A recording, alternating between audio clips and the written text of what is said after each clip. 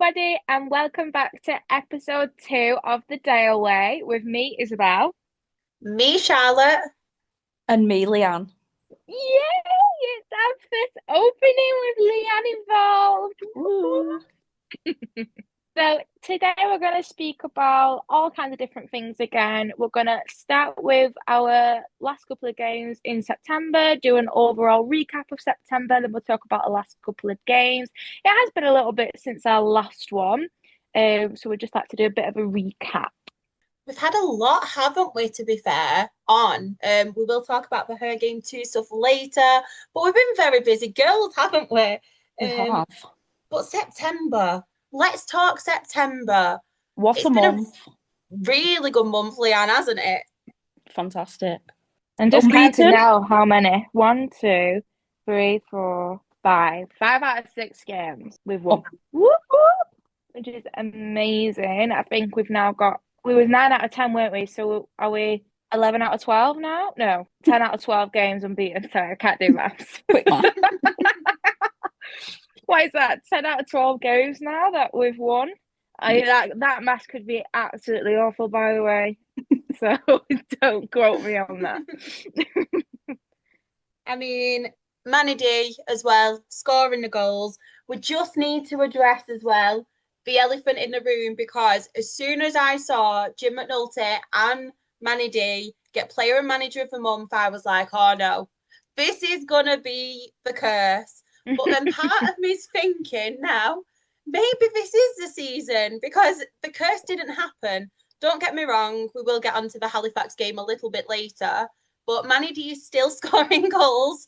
Jim McNulty is still smashing at the minute. So I feel like there is no curse like in previous seasons where it's happened. But another fantastic month in September. One player again, I do want to give massive, massive credit to. I've said it before, but Ebanks, I just don't feel like people appreciate him enough. I think he's been solid at the back alongside Ollie Watmouth, Kyron Gordon, May I had with him and Sam Beckwith as well. That back three have been incredible. And I love the partnership with them three and Oliver Watmouth because I feel like there's a lot of communication. They're getting used to knowing each other now. But one person as well who I do not think is getting the plaudits and the praise that he does deserve this season. Is it Harvey? I will get on to Harvey, but it's actually in the whole team. No, I know. It's actually Devante Rodney. No, I really wanted you to say that. Yeah. Devante Rodney has just been a superstar number 10. He puts himself on that line every single game. When we didn't start him on, we'll get on to more in depth with the Halifax games later on, but when he didn't start on Wednesday against Halifax, you could just tell there was a different. We just didn't have the same power and pressure that we was giving to the defenders. As soon as he came on, he was straight in there with all of the pressure that he had on the defenders, the fastness, quickness. What's the word? The His pace. His pace. Can you tell that a month off? His pace, when the paceness of the game just sped up completely. Like I said, we will go on to the Halifax game, but I definitely agree with this shout. Like Devante Rodney does need a special mention this month. So strong and physical as well, isn't he? And I feel like when he's not there, we do miss him and we miss his presence. But I know a lot. I know last season we all miss like his goals and things like that. But this season, I've realised Devante Rodney is so much more than the goal tally because it's his physical presence, isn't it? And yeah, Devante Rodney, honestly, is one of my players of September, players of the month for September. But I know there is a lot more players to talk about, isn't there? And how many have been playing well so far this season. Harvey Gilmore. Leanne, you wanted to talk about Harvey Gilmore this month. Yeah, I just think Harvey's another one. He's not underrated because we all know how good he is, but I think he sometimes goes under the radar because he's not scoring goals every week, but he comes out every single game and he gives 110%. And I just think, well, he got man of the match on Wednesday. I think he got man of the match one of the games. It was either end of August or in September. So he's finally getting some credit that I think he fully deserves. Yeah, 100%. I think the whole squad as a whole has just really proven to us this season how good they are together. This is, I mean, I can't believe we're even saying that we've won if it is 10 out of 12 games. Last season, a couple of seasons ago, when we first the day away, I would never have thought them words had come out of my mouth. Never in a million years. The goals that we've been scoring, the chances that we created, we just look so much better as a team. And I'm loving this team at the moment. Like Charlotte said, I thought there'd be a little bit of a downfall by now, but no, they're still proving to us. When Manny D was suspended against Supposed to be the Cat, Southend one, wasn't it? But it went into the Solihull Moors because yeah, there's a little bit of controversy throughout the Southend game, wasn't there? just a little bit. So yeah, when Amanchi played up front, I really on that game instead of Manny D, I really thought the team just showed us how they did not need Manny D. They've proved to us they can score goals without Manny D. And I thought that was absolutely brilliant. I mean, a 4-1 win against Silly Moors. The team it was the team goals that was. We had two from Ryan East, one from Rodney, and one from Beckwith, which was a hell of a goal, by the way. Not even with his left foot, just Hat saying. trick of assists as well from Conor McBride. Yes, What a month it's been for him. 100%. I know, definitely. I mean, he could have had a hat trick before half time the other day as well when we played Or Carlisle, yeah. Carlisle Yeah. away. Very, very unlucky. But yeah, Connor's been fantastic since he came back from injury. Do you know what I like about this squad as well? And I think we mentioned it a little bit last episode, but no matter who you pick, like I think this is what we were lacking last season. We always had them other options, but I don't think they was as strong as this season. And I feel like Mm, now both Adi Barlow and Conor McBride, you don't know which one is going to start like at yeah. games because obviously Adi Barlow was a regular starter. He has been throughout the start of this season, but Conor McBride is really showing that he's no pushover either, and he really is capable of being a regular starter. I think we have to do a special mention to Joe Pritchard as well. I don't think I've seen a player be liked so quickly by the fan base to say that he hasn't played that many games for us. I think everyone was absolutely gutted when he got injured. We all knew he was going to be good from the reaction of the Oldham fans. They were all gutted that he didn't stay with them. And I just really hope it's not the last we see of him in a Dale shirt. But also at the same time, if he wants to come back at the end of the season like he did for Oldham and, score a couple of goals that are going to help get us promoted, like we don't mind that, do we? But No, again, as definitely. much as I thought we were going to miss him, we're still smashing it. And Definitely. I'd love to have him back and fit. I feel like with Pritch as well, he just offers that something that little bit different Yeah. to what Taryn obviously offers. And you all know Alarakia is one of my favourite players at Dale, but I feel like with Pritch, it just offers that little bit something different, as I mentioned, but also he's got that more experience and that little bit more physicality about him defensively. And it is a really, really big loss because I feel like we needed that squad depth because last season, both Toby and Taryn, they got run to the ground, didn't they? Like they were running on fumes come towards the end of the season because they were playing all the time. And I just feel like certain games, it's really good to have that little bit something different. But we've seen obviously Kevin Burko come in now, haven't we, from Salford? That's one of the reasons I think Paul Scholes were watching the other day. I hope Nobody so. it. Isabel had a picture with him with our flag, but I know everybody went into meltdown. Like, who's he scouting? But I'm hoping, fingers crossed. I've got my fingers crossed, by the way. I know it is audio, but I am crossing them.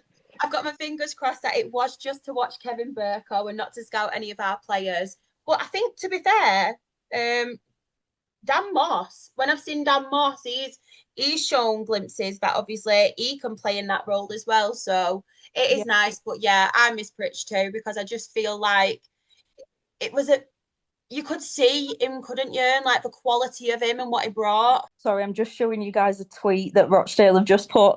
match stats are here, and then it's just a scoreboard showing that we won 1-0 today. Oh, that's because Robbie Savage, isn't it? All he's been Great. going on about is he's got the most XG and blah blah blah. But there's only one rule in football, one scoreline that matters, and that's who puts the ball in the back of the net more times than the other team. Yes, definitely. And if anybody is not aware, we are recording this just after the Forest Green game, and I'm just so excited that we're doing Top of the league. top of the league. Honestly, I went into that game thinking I'm happy with a draw today. I'm absolutely happy with a draw against Forest Green, but they just did not show up today. No. Forest Green. I don't know. I mean, I haven't seen them play much over the last couple of games. They just didn't bring it today, and we were the better side completely. We outran them. They just had no pace. They didn't really look like they could just get when they had chances. They just didn't look like they were going to score them at all. And we just came and just gave it our absolute all. And I'm so happy. Another goal for Gordon today from the corner. I think that's another thing this season. Like, we've no idea where these goals are coming from. They're just coming from everyone. We haven't just, obviously, we've got Manny D, who top goal scorer, but we've got the likes of East scoring, we've got Sam Beckwith scoring, we've got Gordon scoring. I think we had an Ebanks goal as well. Had an Ebanks goal. Charlotte would know that. So it's like they're just all scoring these goals. And you know what's going to be really hard at the end of the season? Is going to be picking one player for player of the season. Oh, yeah. If people do not know, we are a part of the HerGameToo team at Rochdale, and we have been making lots and lots of positive changes and adding things in for the Rochdale fans to see. This season, we're really giving it a push for HerGameToo to be seen everywhere, to make it awareness be bigger, and also to make women more comfortable, like any sex more comfortable at the ground. We're trying to make that as much as possible. And one of the things we are doing with HerGameToo this season is we are going to have our own HerGameToo Rochdale Player of the Season. So at the end of the season, we will be picking one of you lucky guys. I feel like I'm on Love Island. We will be picking one of the guys to be player of the season this season. So that's amazing. If you guys want to speak about what else we've been doing for Her Game Too. Shall we start with one of the worst days of my life on Monday? Yeah. Listen, I bungee jumped 700 foot off a bridge in South Africa last year, and that was less terrifying than Monday. So on Monday, some of the HerGameToo team went to the training ground to do a presentation for all the Rochdale players, manager and staff. And I absolutely hate public speaking and having to do it in front of the team you support, the team you've grown up watching. Oh my gosh, I can't even explain. Like, my heart was going pitter-patter, pitter-patter. But it went really well, and it was so well received from the guys. And yeah, it couldn't have gone much better, really, could it? No, it was so good, and it was so nice to see, the faces that you see on the pitch, and for them to get to know us, and to get to know what we do as well, and also to know that we do care about the club that they're paying for, and we really hope that they care about where we're coming from, and they did. We got so much positive feedback from Jim, from the management staff, from the players from that day. It was absolutely one of the best days that I've had with HerGameToo, just to show the players how much this means to us as a club and how much this means to us personally. And I know some of the players have wives, they have daughters, they have mothers, and they would hate for anything that will make them uncomfortable in a game. So I'm just glad that we could go to them and tell them everything what they're doing, and I'm just so glad for the positive feedback that we received from that. Sometimes you just have to push yourself out of your comfort zone, and it pays off. Definitely. The funniest thing is, as well, I think it got to a point where we were all like getting anxious so much, and we didn't need to, because they were so lovely, so laid back. And one thing that I noticed, and I've seen in this squad in particular, every single person not only cares about the performances on the pitch, but they care so much about the people off the pitch as well, and they want Yeah. to get involved no matter what it is. And it was just so amazing seeing the feedback from them, obviously, how much every single person was invested in the speech that we were doing about her Yeah. game too, which is amazing. But I feel like getting the players and the managers on board is such a key thing, because not only does it influence all the little girls and they think, oh, wow, I've got like this player supporting me now, and it's amazing to have this player behind me and wanting to help work with me. But also the young boys, like I'm a mum of two boys, and I feel like their role models are these players on the pitch, whether it be Mm. like your big time ones, like my kids love like Messi and all them, but they also love Rochdale and their idols. If we can get their idols on board, it's just going to be the normal for the young boys as well. And they think, so what? A girl plays football, or so what? There's a girl sitting next to me in the stands. They're not going to care, because it's just going to be the normal. And that's something I'm really, really excited about. And it's just so nice, isn't it? Having them on board and saying such positive things about the campaign as well. Yeah, and I even said to Jim, like, the team are just such a credit to him as a manager.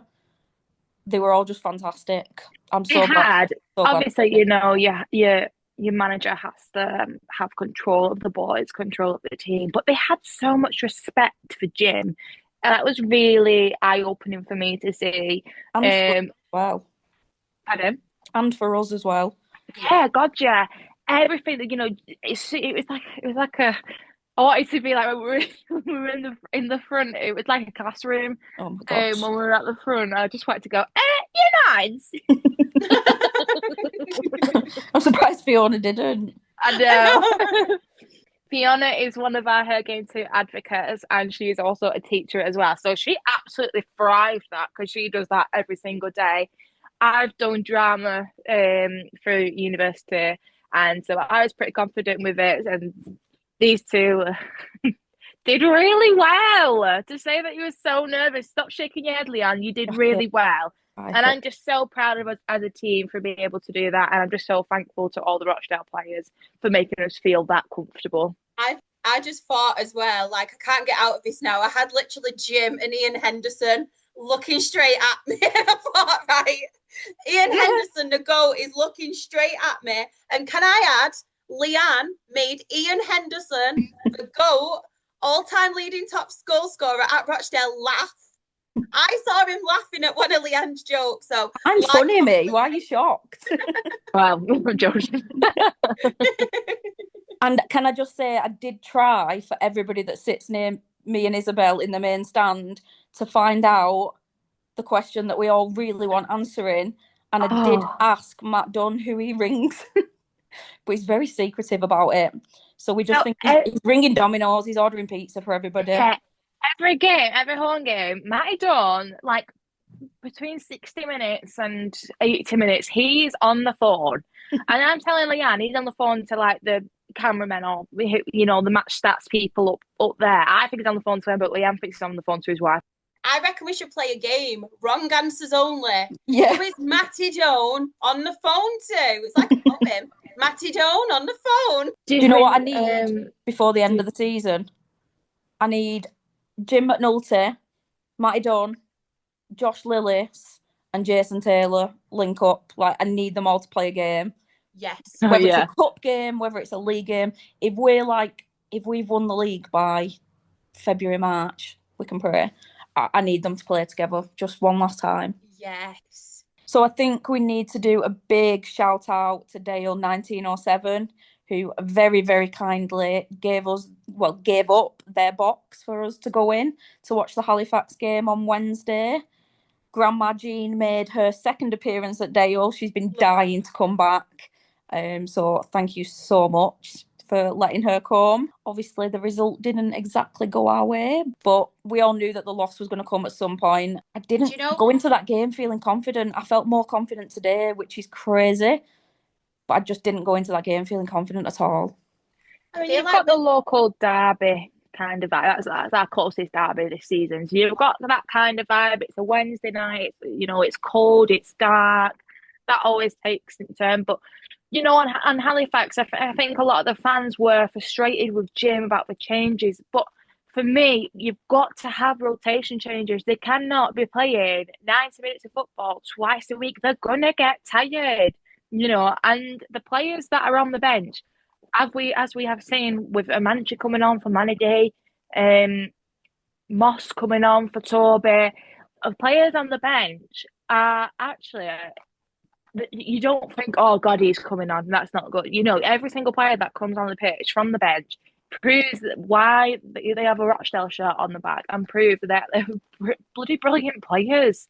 And so, do you know what? Yeah, it was a little bit frustrating that Ebanks wasn't there when Halifax is starting and Rodney didn't play against Halifax. It just felt like we could have had one and not and maybe somebody else. The two quite key players, which I understand, but you've got to have that squad rotation in because you've got to think about the players' fitness, and you obviously had Forest Green to think about today. So the big games, and I'm okay with a squad rotation every now and then because the players have proven to us that this is where they're meant to be, and they're bloody good at what they can do. Also, me and Charlotte said Jim knows what he's doing. Maybe he knew Paul Scholes was going to be there. So let's keep Dev and let's keep Ebanks on the bench. And then when Paul Scholes goes, we'll just sub him on.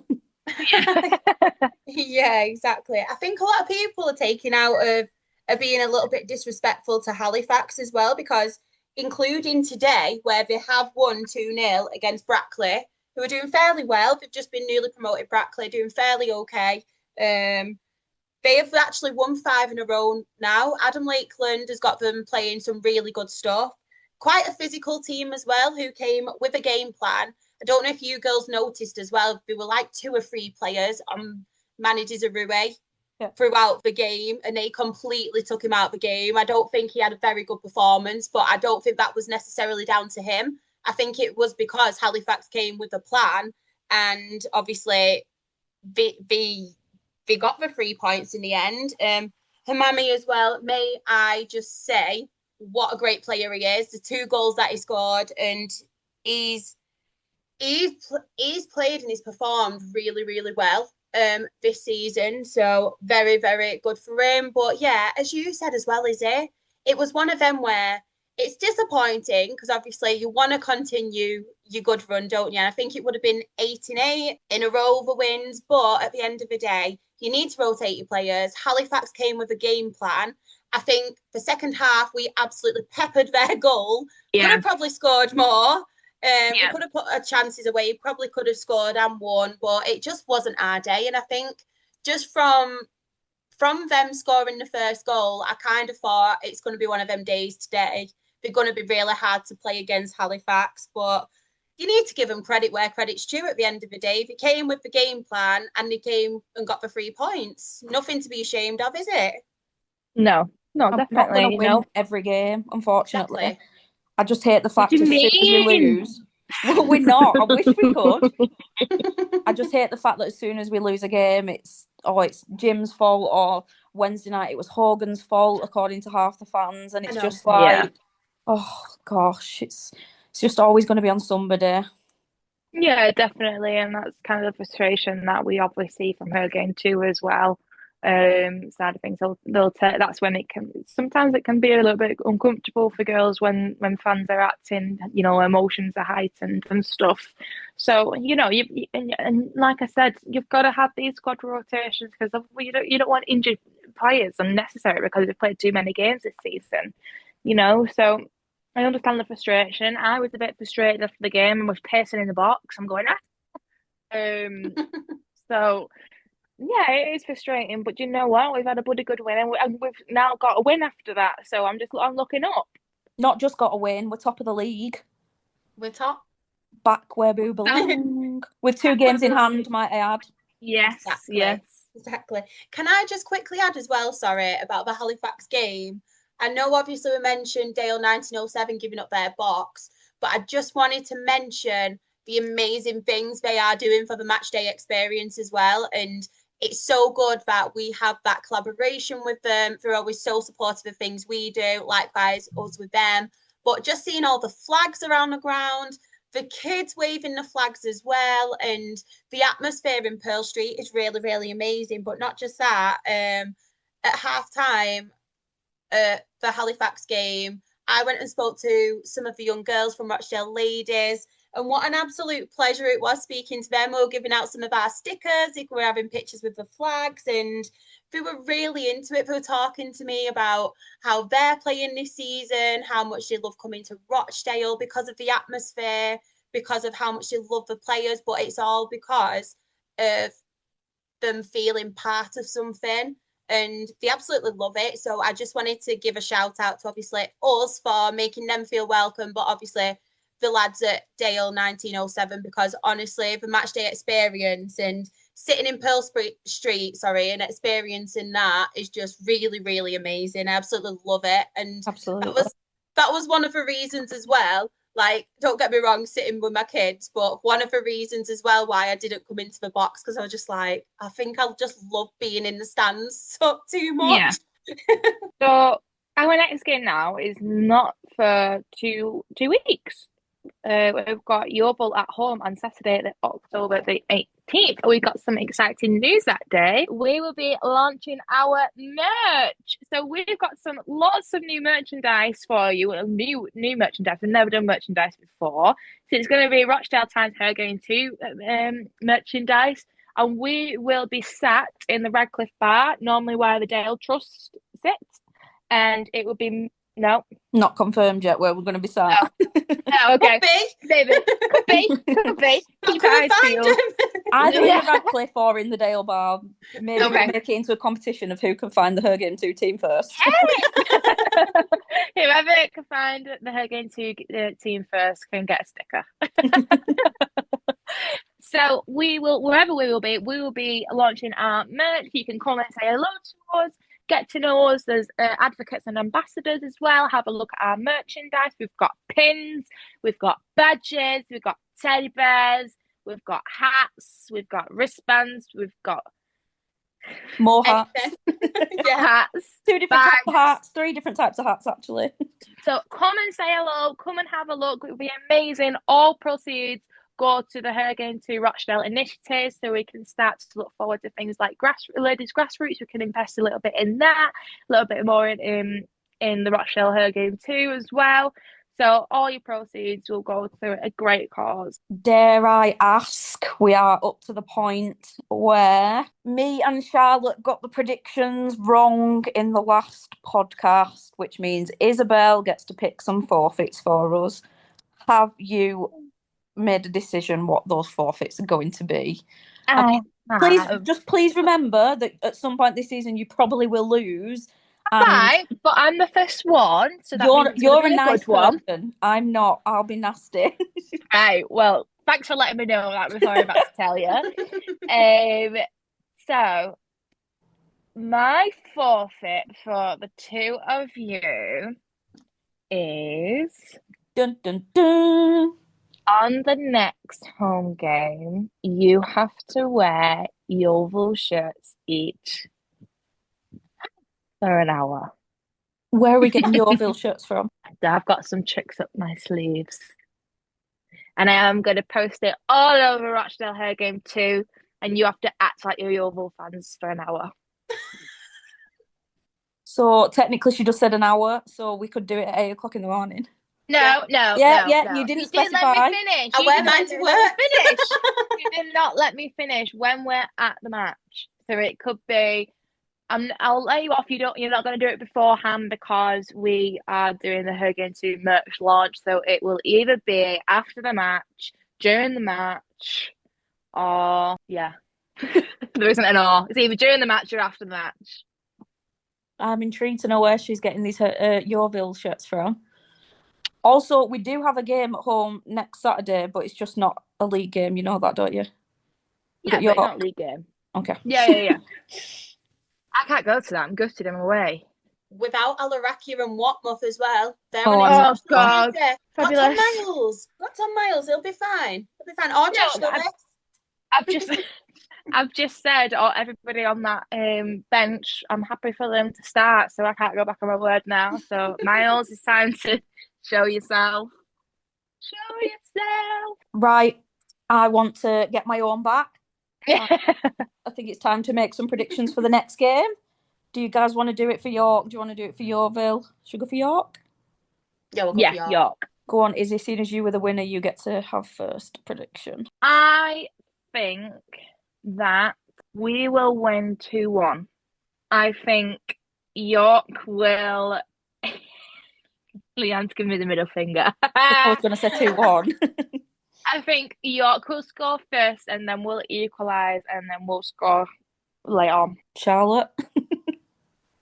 It's a really tough one because I don't know what team both of us will put out because I feel like both of us will have one eye on the league for starters because York are doing fairly decent. They've obviously got a few games in hand because the women's rugby were held at their ground, so they're doing fairly decent.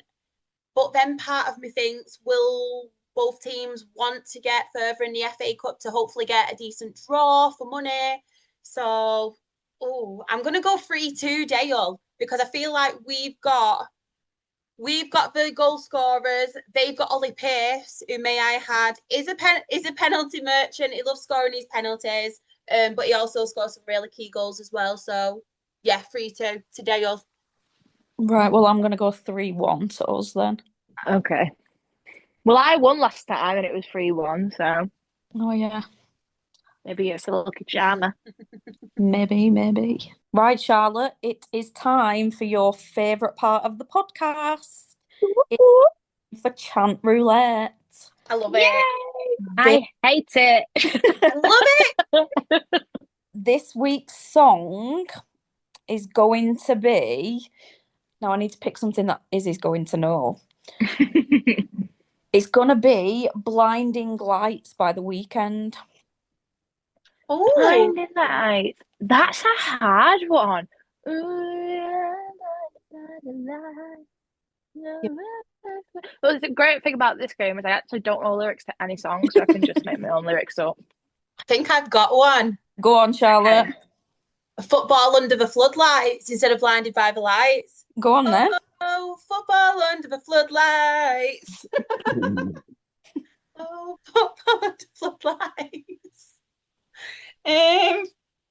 Ooh, Rochdale at top of the league. It's Manny D who's getting the football in the net. Who does Matty Dawn ring? I don't know when, you don't know when. I'm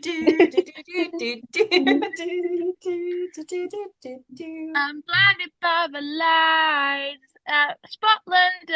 No, at the crap. No, I'm blinded by the lights at the Crown Oil Arena.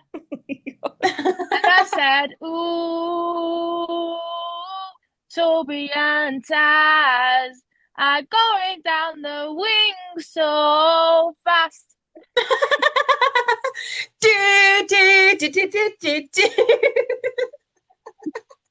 You win. That was a good one. I love that. Thanks. I couldn't tell you again, though.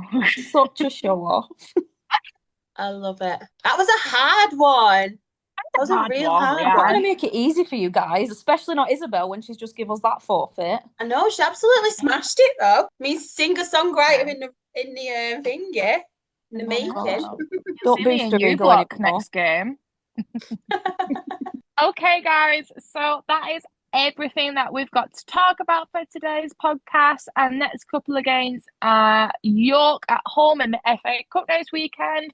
Then we've got Yeovil on Saturday, October the 18th. Don't forget to put it in your diary for our HerGameToo Rochdale merch. And then we've got Woking away the Saturday after that. Oh, Dan Moss on his return. Oh, So thank you so much, guys, for listening. This is bye from me, Izzy. And it's bye from me, Charlotte. That's so good. Goodbye from me, Leanne.